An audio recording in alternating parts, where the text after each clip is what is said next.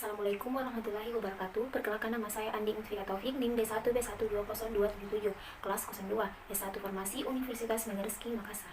Adapun materi yang akan saya bahas yaitu yang pertama definisi farmasi, yang kedua sejarah kefarmasian, yang ketiga ilmuwan yang berjasa dalam bidang kefarmasian dan kedokteran, yang keempat pembagian ilmu farmasi yang lebih khusus dalam perkembangannya, yang kelima perkembangan kefarmasian di Indonesia, dan yang terakhir yaitu sistem pendidikan di sekolah farmasi. Selanjutnya yaitu istilah farmasi. Istilah farmasi berasal dari kata pharma, dan dalam bahasa Inggris disebut farmasi, dan dalam bahasa Yunani disebut pharmakon, yang artinya racun atau obat.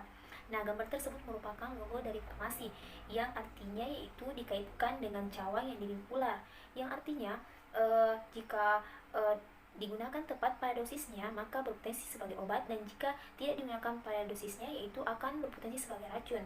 Nah, adapun definisi dari obat itu sendiri yaitu semua bahan tunggal atau campuran yang digunakan oleh semua makhluk untuk bagian dalam maupun bagian luar guna mencegah, meringankan, dan menyembuhkan penyakit.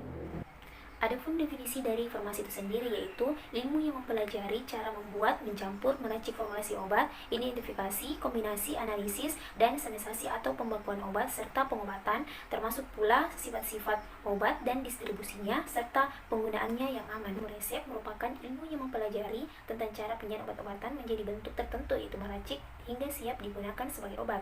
Nah, adapun anggapan bahwa ilmu ini mengandung arti seni sehingga dapat dikatakan bahwa ilmu resep adalah ilmu yang mempelajari seni meracik obat, yaitu art of drug compounding, terutama ditujukan untuk melayani resep dari dokter. Melihat dari ruang lingkup dunia farmasi yang cukup luas, maka mudah dipahami bahwa ilmu resep ini tidak dapat berdiri sendiri tanpa kerjasama yang baik dengan cabang ilmu lainnya, yaitu seperti fisika, kimia, biologi, dan farmakologi.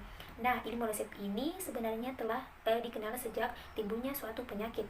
Nah, berikut merupakan ilustrasi yang dimana dengan dimulainya munculnya manusia di dunia ini sehingga dimulai muncullah suatu peradaban, maka mulailah terjadi suatu penyebaran penyakit yang kemudian dilanjutkan dengan suatu usaha masyarakat untuk melakukan pencegahan dari penyakit itu sendiri.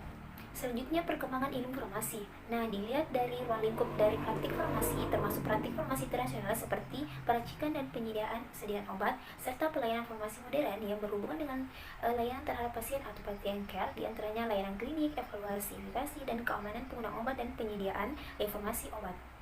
Ilmu farmasi awalnya berkembang dari para tabib dan pengobatan tradisional yang berkembang di Yunani, Timur Tengah, Asia Kecil, Cina, dan wilayah Asia lainnya. Mulanya, ilmu pengobatan dimiliki oleh orang-orang tertentu secara turun-temurun di keluarganya. Di negara Cina yang disebut para tabib itu mendapatkan ilmunya secara turun-temurun di keluarganya. Sedangkan di Yunani yang biasanya disebut sebagai tabib yaitu pendeta. Dalam legenda kuno Yunani, Aesculapius yaitu dewa pengobatan menugaskan Hygieia untuk meracik campuran obat yang dibuat.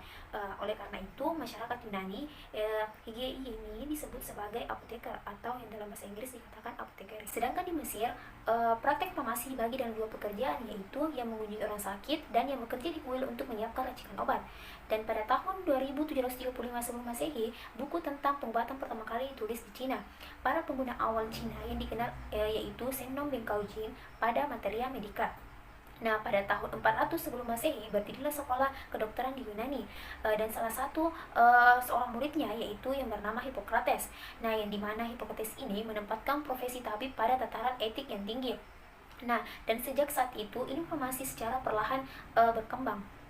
Kemudian pada tahun 1240 muncullah maklumat Kaisar Frederick II Roma itu dalam pembedaan peran herbalis dan kedokteran, sehingga masing-masing ahli ilmu mempunyai keinsyafan standar etik, pengetahuan, dan keterampilan sendiri-sendiri yang berbeda dengan ilmu yang lainnya. Dan sejak saat itu sejarah baru perkembangan ilmu farmasi sebagai ilmu yang berdiri sendiri. Ilmuwan-ilmuwan yang berjasa dalam perkembangan ilmu kefarmasian dan kedokteran yaitu yang pertama Hippocrates pada 460 hingga 370 sebelum Masehi.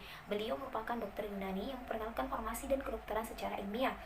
Beliau dianggap sebagai bapak ilmu kedokteran. Yang kedua yaitu Dioscorides, yaitu pada abad 1,5 Masehi. Beliau merupakan seorang ahli botani Yunani yang merupakan orang pertama yang menggunakan tumbuh-tumbuhan sebagai ilmu farmasi terapan. Buku karyanya yaitu De Materia Medica. Obat-obatan yang dibuatnya yaitu aspirium, opium, ergot, hyoscyamus, dan cinnamon. Ketiga yaitu Galen. pada 130 hingga 200 Masehi. Beliau merupakan seorang dokter dan ahli farmasi dari Yunani. Karyanya dalam ilmu kedokteran dan obat-obatan yang berasal dari alam, formula dan senian farmasi adalah farmasi klinika. Keempat yaitu Philippus Aurelius Theophrastus Bombastus von Helmholtz pada 1493 hingga 1541 Masehi. Beliau merupakan seorang dokter dan ahli kimia dari Swiss yang menyebut dirinya sebagai Paracelsus. Sangat besar pengaruhnya terhadap perubahan farmasi, menyiapkan bahan obat spesifik dan memperkenalkan zat kimia sebagai obat internal. Nah, informasi baru menjadi ilmu pengetahuan yang sesungguhnya di Perancis pada abad ke-17, dan pada tahun 1797 telah berdirinya sekolah farmasi pertama di Perancis.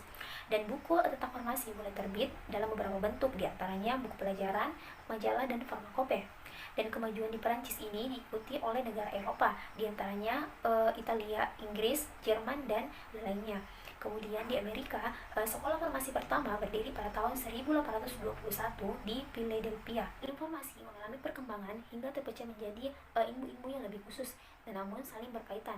Ilmu-ilmu tersebut diantaranya yaitu yang pertama farmakologi, yaitu penggunaan obat untuk diagnosa, pencegahan, dan penyembuhan penyakit. Yang kedua farmakologi klinik, yaitu cabang farmakologi yang mempelajari efek obat pada tubuh. Kemudian yang ketiga yaitu farmakokinetika, yaitu nasib obat dalam tubuh atau pengaruh tubuh terhadap obat. Kemudian keempat yaitu farmakodinamika, yaitu aksi obat dalam tubuh atau pengaruh obat terhadap tubuh. Yang kelima farmakognosi, yaitu tentang sumber bahan obat dari alam, terutama dari tumbuh-tumbuhan.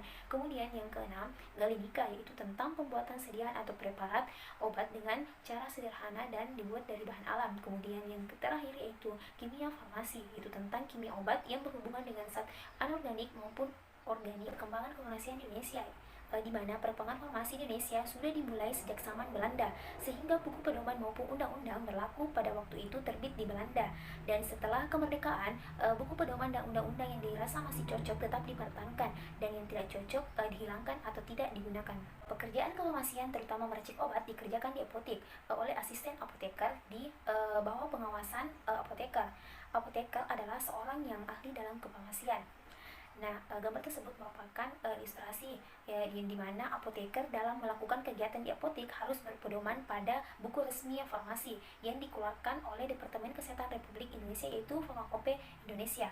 Nah, buku ini merupakan buku persyaratan kemurnian, sifat fisika kimia, cara pemeriksaan, serta beberapa ketentuan lain yang berhubungan dengan obat-obatan. Yaitu sistem pendidikan di sekolah farmasi terdiri dari beberapa tahap, yaitu yang pertama SMA farmasi yang dirancang selesai dalam waktu 3 tahun. Yang kedua yaitu D3 yang dirancang selesai dalam 3 tahun dengan gelar AMD Farm. Kemudian yang ketiga yaitu sarjana atau strata 1 atau S1 yang dirancang selesai dalam waktu 4 tahun dengan gelar sarjana sains SSI, prodi sains dan teknologi farmasi, dan sarjana farmasi atau S-Farm dalam prodi farmasi klinik dan komunitas. Kemudian profesi apoteker yang dirancang selesai dalam waktu 1 tahun dengan gelar APT atau apoteker. Kemudian magister atau S2 atau strata 2 dirancang selesai dalam waktu 2 tahun dengan gelar magister. Kemudian yang terakhir yaitu program doktoral yang dirancang selesai dalam waktu 3 tahun dengan gelar doktor. Baiklah, terima kasih atas perhatiannya. Semoga video yang saya sampaikan tadi bermanfaat. Lebih dan kurangnya mohon dimaafkan. Assalamualaikum warahmatullahi wabarakatuh.